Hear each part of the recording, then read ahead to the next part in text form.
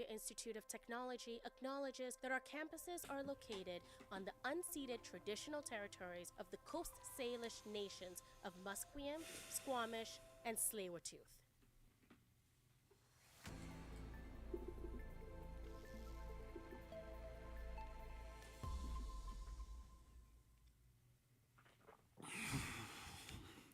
Hello, my name is Cohen Sassman, and this is your news at 3 p.m.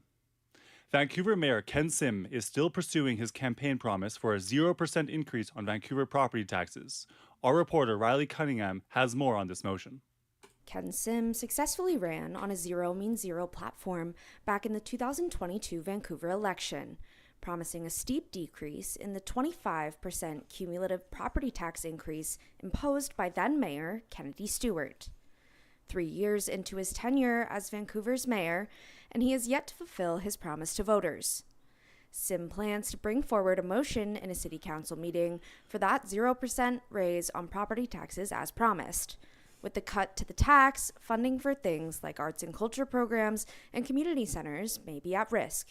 Sim says no core services will be threatened. The proposed motion will be before City Council on Wednesday, October 8th. Riley Cunningham, BCIT News. In Ottawa, Freedom Convoy leader Tamara Lich and Chris Barber have been sentenced to 18 months conditional terms for their roles in the 2022 protest that paralyzed downtown Ottawa. Both were found guilty for mischief, with Barber also convicted of counseling others to disobey a court order. Leash will serve 12 months of house arrest, followed by a curfew, while Berber faces a year of house arrest and 6 months under curfew. The 2022 protests aimed to end COVID-19 restrictions prompted the federal government to invoke the Emergency Act for the first time in Canadian history.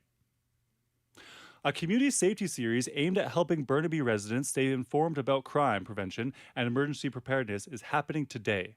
As our reporter Cable Templeton explains, fire safety precautions will be a major focus of the event. Tonight, the city of Burnaby is hosting a safety community series at 6 p.m. on Zoom to discuss fire prevention that could help save lives. The meeting will cover the topic of lithium-ion batteries, which is the leading cause of house fires. The Burnaby Fire Department has seen a rise in fires from 2021 to 2024. One stat shows that there was 277 building fires in 2024.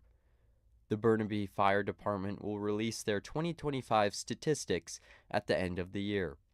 The meeting will also be covering more innovative ways to keep your family safe in a fire emergency.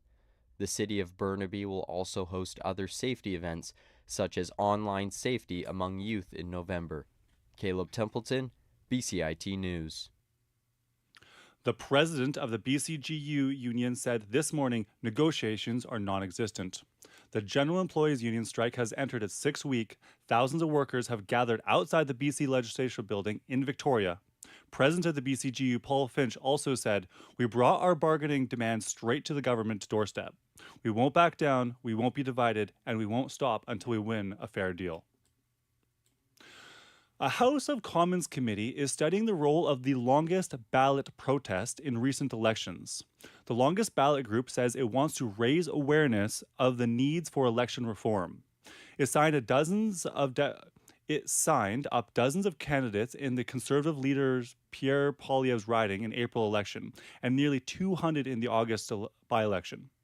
Peter Lowell, a professor in the Department of the Government of Cornell University, says, "Lawmakers can change the rules to prevent this kind of thing from happening while balancing the need for accessible elections." Elections should be contested between people with real intentions of entering Parliament, who have mustered some minimum level of local support through signatures, unique signatures, and who are ready to actively compete against others. The ballot is much more than a petition, and so it should require more than shenanigans to get on it.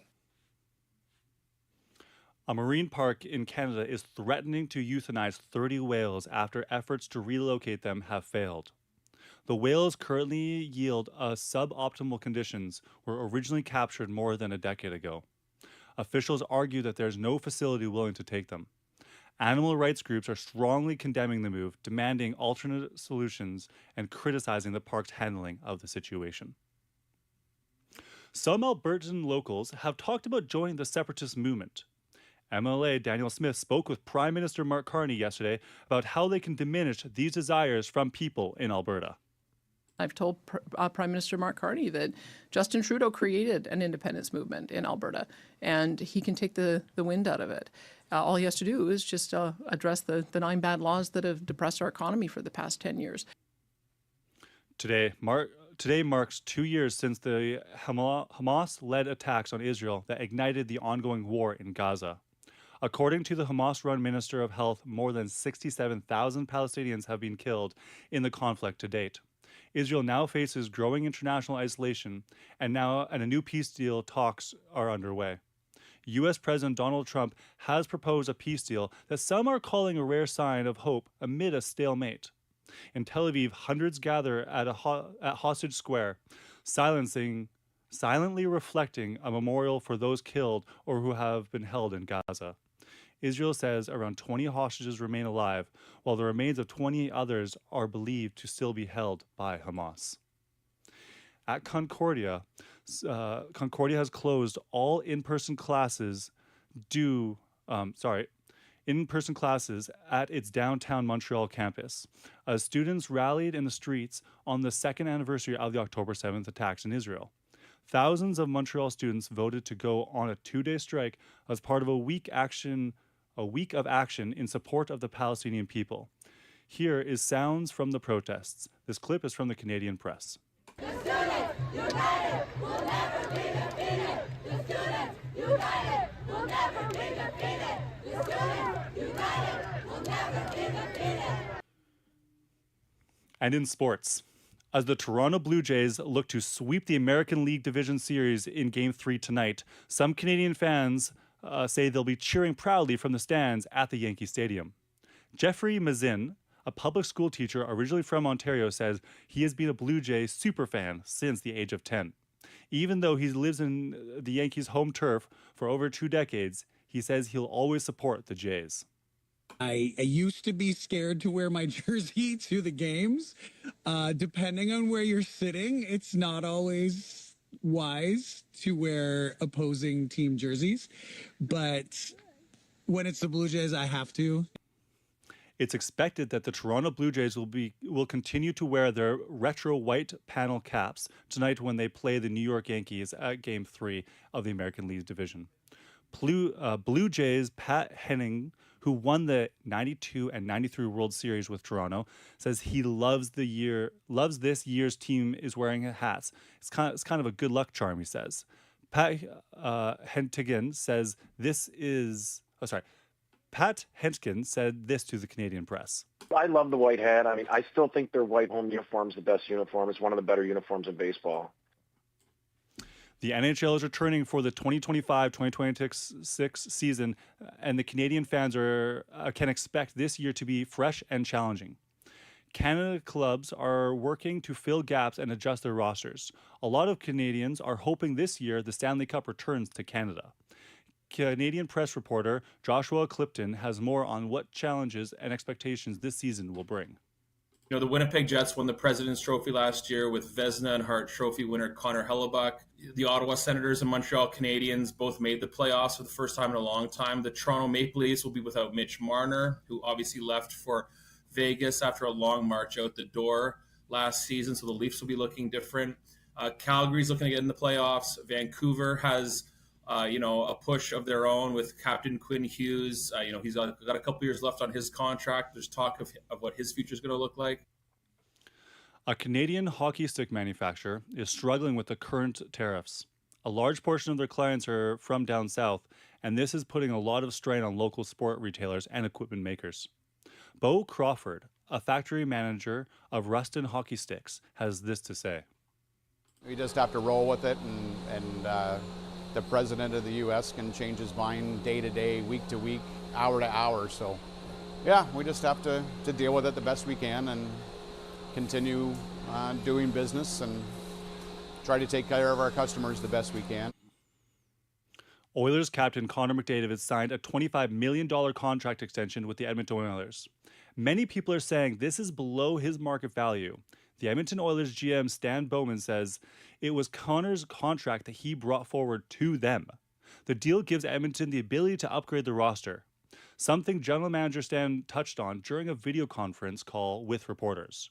Ron Ackman, who works with the Oilers, said this to the Canadian press. Such a tremendous leader and so motivated to try to win. And I think that's a testament to who he is as a person. Former LSU receiver Kyron Lacey, who died by suicide in April, is back in the spotlight after new video evidence appears to clear him in the 2024 fatal crash. Lacey had faced homicide and hit-and-run charges in the death of a 78-year-old Herman Hall, but his attorney says footage shows Lacey's car more than 70 yards behind the crash, which contradicted the police reports. The lawyer also claims key witnesses were misidentified or ignored, raising concerns about how the case was handled. Authorities have not said whether the investigation will be reopened. A trial involving a major league team and a former pitcher who died of an overdose is underway in California. This is just one of many deaths caused by over-the-counter drugs and pro athletes. Correspondent Geethan Kuhlberg has the story. The Los Angeles Angels are facing a court trial over whether the team is responsible for the drug overdose death of one of its star pitchers. The family of pitcher Tyler Skaggs filed a wrongful death lawsuit against the team after he died from an overdose on a team trip to Texas in 2019. An Angels official was convicted of providing a fentanyl-laced oxycodone pill to Skaggs that caused his death. The team says Skaggs should have been aware of the risks of taking painkillers not as they are prescribed and mixing them with alcohol. I'm Gethin Coolbaugh. And in business, the Dow Jones Industrial Average fell 2%. The S&P 500 dropped around 4%, while the tech-heavy NASDAQ Composite decreased roughly about 7%. This is Cohen Sasson, BCIT News.